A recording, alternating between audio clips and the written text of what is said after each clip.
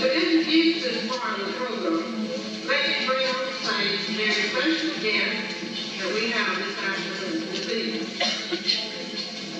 We have the past beauty queens of Hokes Bluff High for the 3 years, with the exception of one of 19 years, that the pageant has been traditional. I will bring them on one at a time. Please hold your applause until they're all on stage. 1961, Shirley Vineyard reigned as queen. She is now Mrs. Charles Bell, and she has 2 children. She's a college coach. 1962, Bonnie Phillips is now Mrs. Terry Phillips, reigned as queen. She has 2 children as well. She finally learned she had a pleasant count. 1963, Anne McIntyre was queen.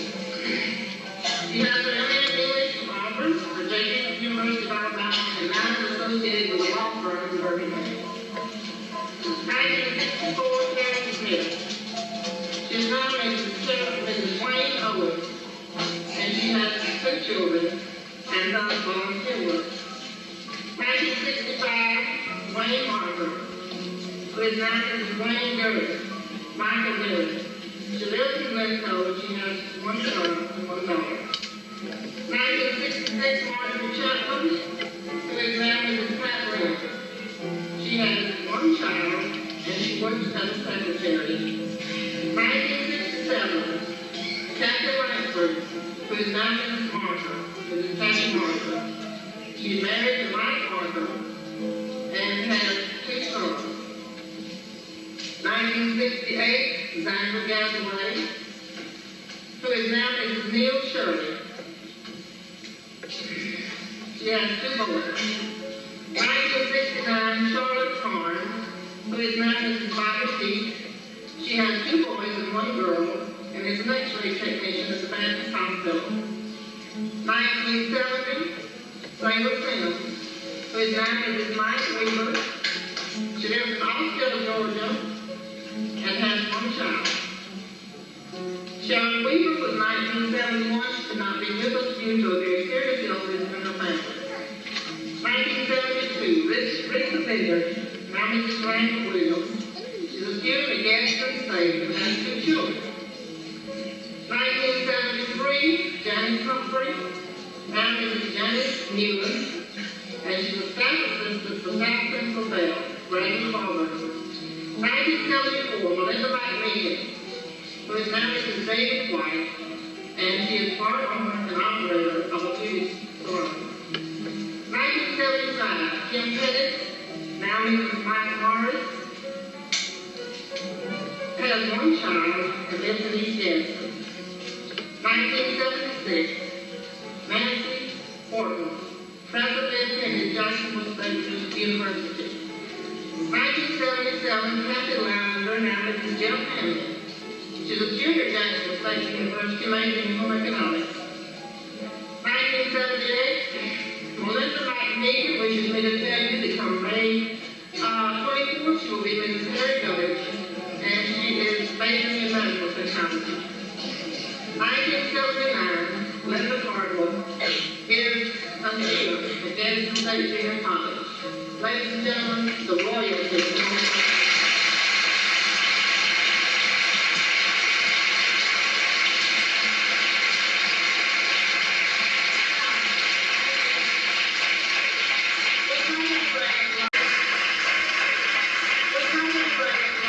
It's lovely, and I think it's evident that we have something very special tonight.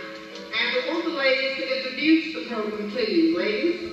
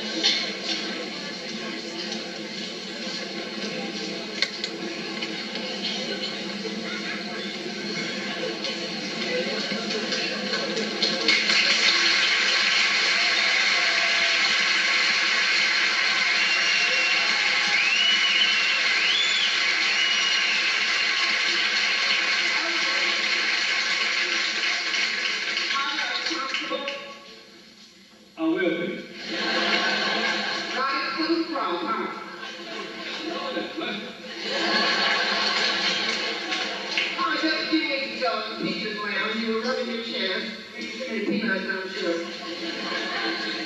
And it said, if I had a heart, I think I would have a heart attack. You were asked, well, don't you have a heart, Harvey? And you said, no, about 40 years ago, I gave it away to that little girl. I asked you how you met your wife, and you told me that you were a senior at Auburn and she was a senior in high school, and that your brother was instrumental in bringing you together.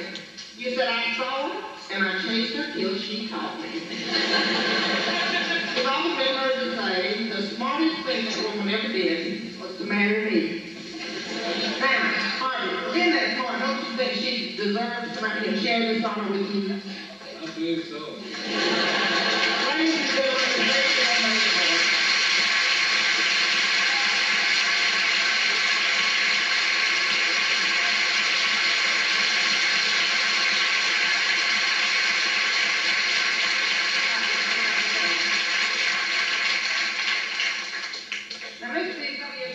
lovely lady came into your life who were born in Augusta, Alabama, September 27th, 1916 to be exact. You were the youngest child of John Frank and Mary Etta Bazemore. Already in the family were your 5 sisters and your brother.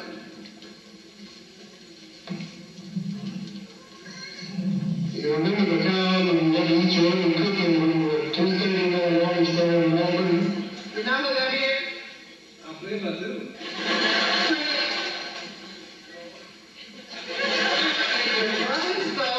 Your sister Grace, your sister Thelma, your sister Burge, your sister Vivian, your nephew Boyce Miller,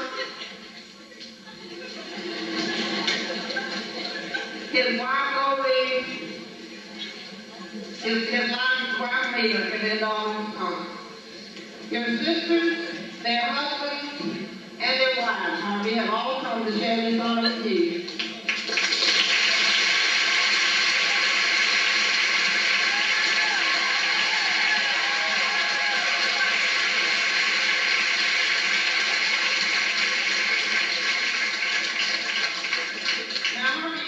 No family gathering is complete without the in-laws, is it? So your sister-in-law Virginia, her husband Harvey, and her granddaughter Chandra are here. Would you come on stage, please?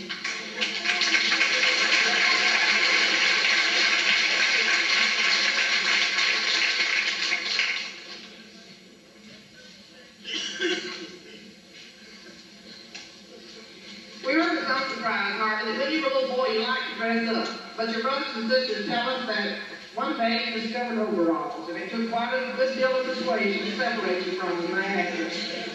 You finished elementary school in Augusta and went on to high school where you played basketball. To earn spending money, you raised chickens and drove a school bus. But every Saturday, you sat in a movie show watching the latest speaker in Silicon. That's where you heard it, remember? You also learned a very valuable lesson while you were in school and listen to the voice of authority. You remember it took a suspension from school to convince you that the principal means what he says and expects you to do.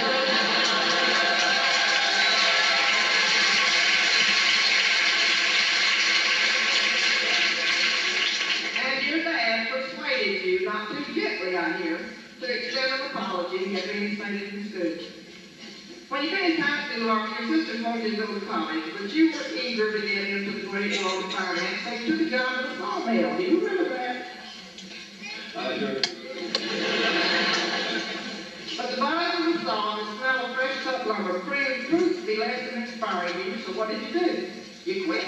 In less than a week, you went home and told your sisters, come Monday morning, I'll be in Auburn. As a matter of fact, Harvey, I hear you were so eager to leave the mill that you didn't wait to get your pay. Did you ever get that pay? I imagine.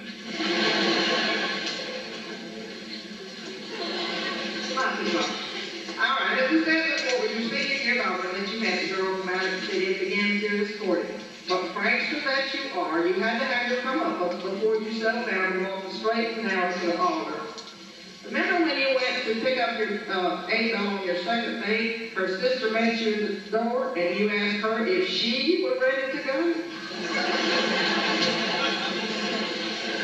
You were succeeded, however, on December 21st, 1940, you took the young lady to the preacher's house who graduated from Auburn had taken a teaching job at Castleberry. And after a brief honeymoon in Montgomery, you carried your bride to Castleberry to live. Your first teaching job was unique because some of your students were older than you were, weren't they? But you were undoubted as far as discipline was concerned, or if they failed the test, what did you do? Oh, I don't remember. Well, I hear you on their backside. That's what you did. Something very special happened in Comic County on June 9, 1942. Do you remember what that was? In 1942, I imagine it was about service time. Remember the time of dedication? And I thought more than you did? I believe we had an addition. Yeah, your daughter John was born, and here she is with her husband Jimmy Gidley, your grandchildren Kent and Wendy.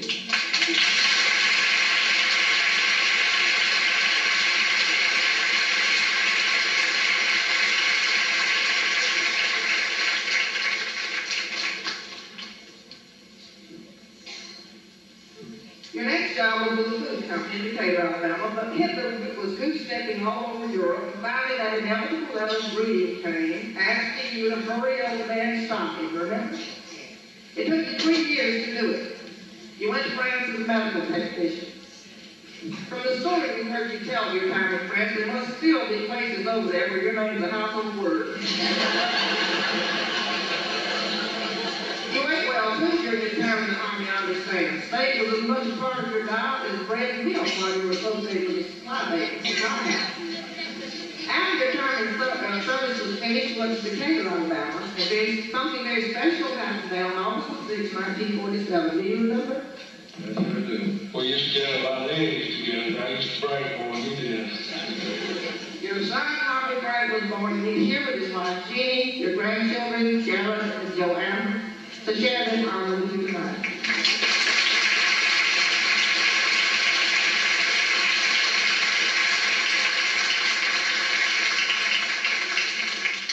Fellow, if you didn't accomplish anything else, you have some beautiful grandchildren. You worked for a while as a farm agent for a bank in Athens, Alabama, but this was not the work that made you happy, so you moved with your family to Gadsden, Alabama. Here you managed a poultry farm for several years.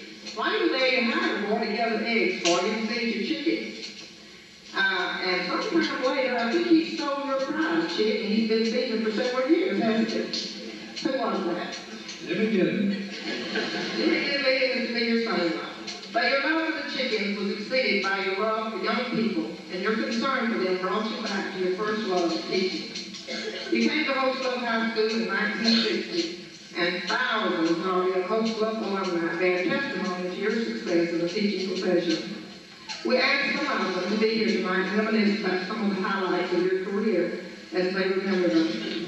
Your first year was 1960. The first class was almost your last.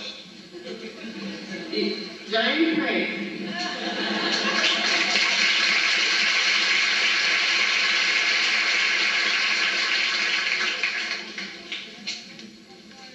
Harvey on his first go around, if you can imagine facing a class like the one of 1960. As a matter of fact, Harvey was our chaperone on the class trip, and it was about 7 years before we had another.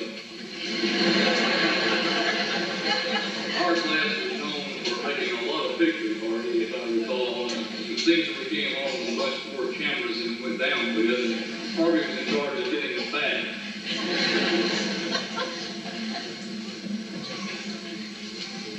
Then the 1974 class, the class that graduated in 1974, what do they have a special memory?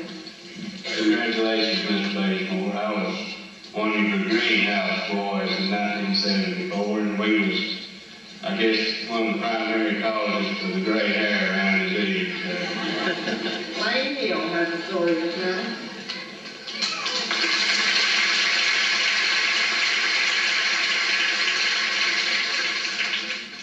Yes, sir, I remember coming to school one spring morning. There was about 6 of us boys that was in charge of the greenhouse there.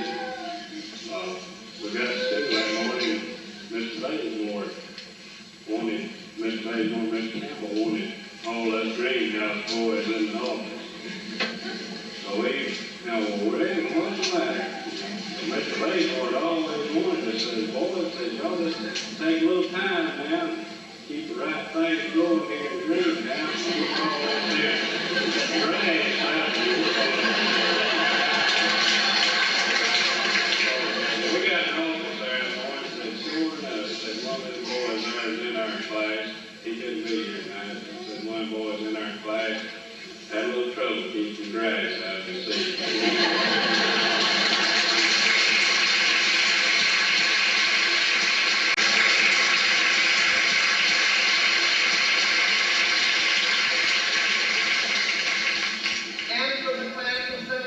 Another student has memory. Boys, you know, if we do a good job in this greenhouse, we always got a couple of cans of Aggies nuts sitting down here. We can always pop them open and get eating cashew. Kevin Smith.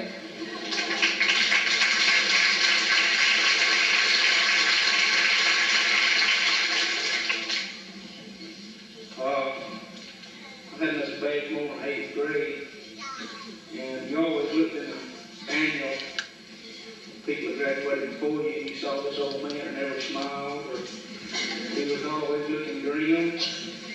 I tell you, I was kind of scared of him. So the first day we was down in Hattie class, a couple of boys got in trouble. Miss Bazemore came in. He says, boys, said, now down here, said, I'm the one who enforces the law. And said, as you all know, that just get ready to give your heart to God, because your pain is mine.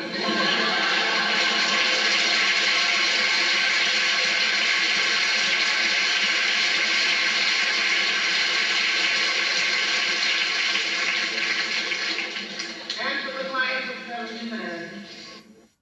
It'll get that.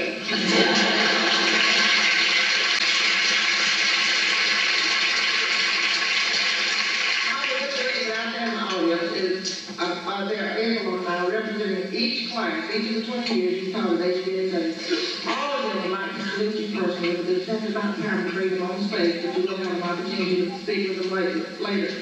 Your reputation as a dedicated teacher of agriculture is widespread, and after being here tonight, you can attest to that fact. First, Harvey, I met you in 1962 in an advanced landscaping class, and I understand you still landscaping. Lloyd Cleveland, County Director of Vocational Education.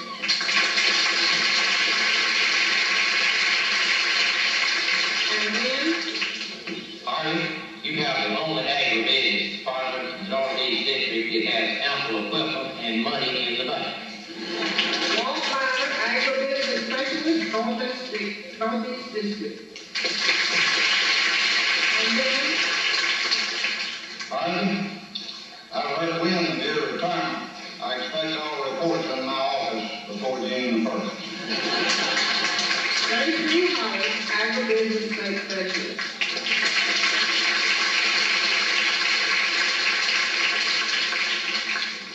Ms. Forrest Newell, who you've already seen, served as one of the first principals that you taught for Hokes Bluff. I think if he's handy, you should come out and stand with this other group who salutes you. Mr. Stoll, if you're here you come. Thank you.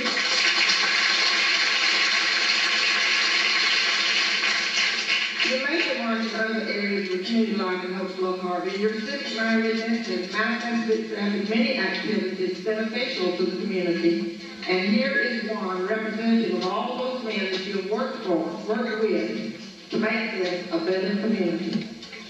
In 1965, you were a charter member, first vice president, and then served as president in 1966, and you served on almost every committee. And this is the Lions Club, and its motto is to serve. Harvey, I congratulate you in serving us and continue serving us throughout your retirement. Glenn Whitten.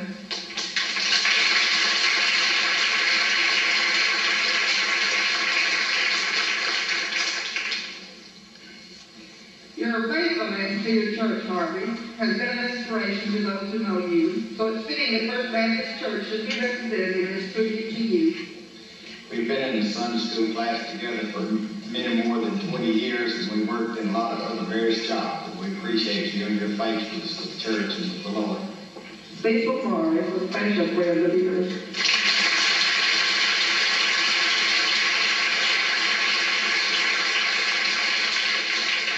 And Mr. B, your school family salutes you on this special occasion. We couldn't bring them all to the stage.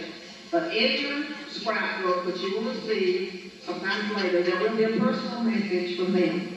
We have chosen one that we think is especially dear to you to represent the faculty tonight. Each day I can count on Mr. B saying, "Players, look out." Renee Holbrook.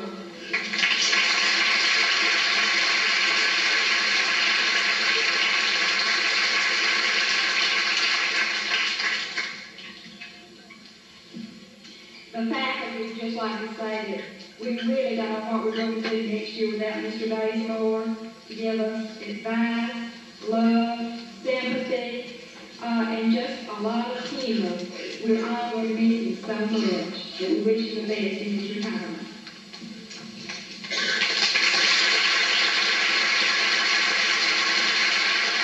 And I'm still body in 1980, Kim Sewell, editor of the yearbook.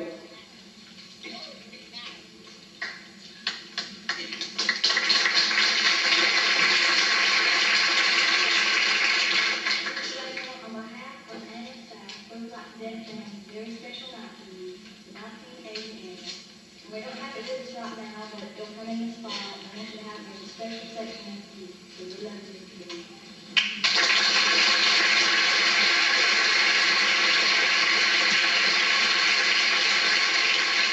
We didn't expect you to stand up and smile, Harvey. We brought you a present. We want you to open it.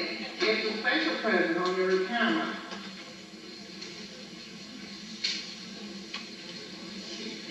It's cool.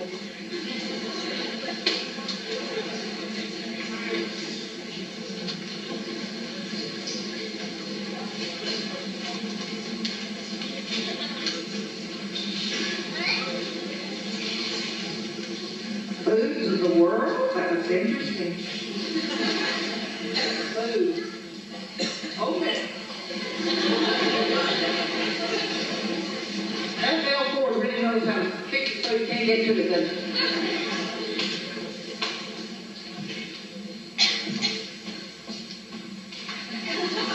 Take it out, look at it.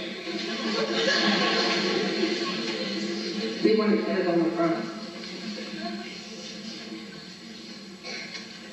What is that? Old teachers never die, just lose their class.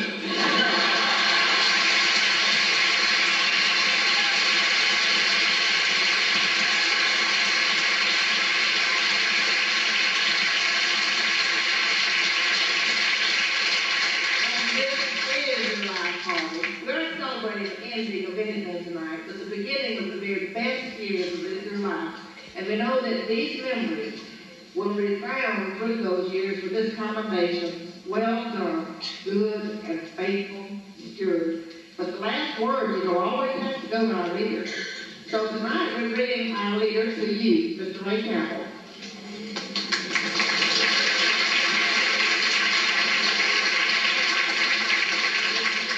When I came here 11 years ago, I inherited 7 staff members and I needed 25 in less than a month.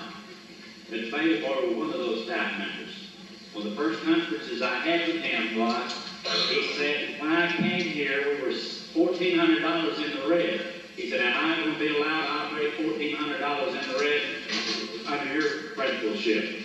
And I looked at the books and we had $1,600 total in all accounts. And I said, no, Mr. Bazemore, you won't be able to, but I said, I'll do my darndest and help you come out. So last year, he had $5,000 in the bank, $5,000 more, about a $10,000 inventory to his department. So he has come a long way.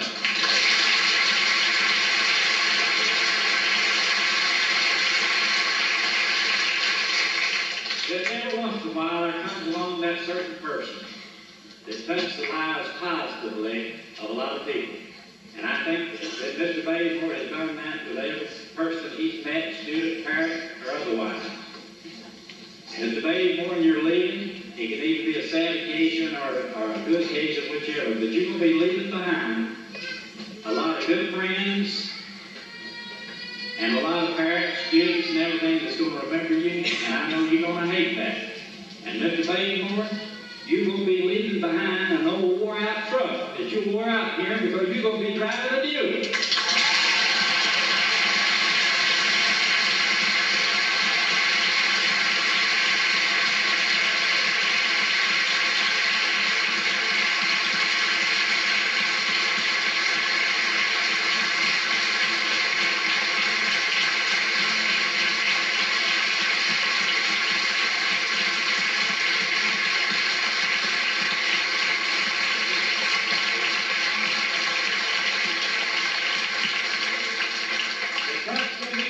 Outside, it's a white 1980 Chevrolet, air conditioning, power brake, power steering, and it couldn't have the nicer color.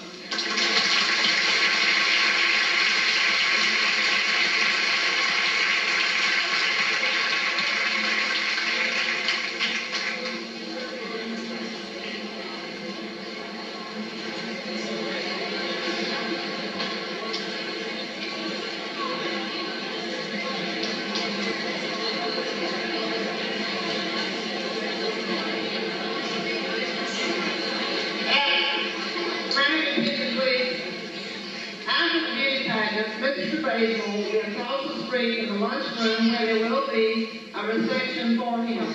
You're invited to go by and speak to him after the beauty pageant.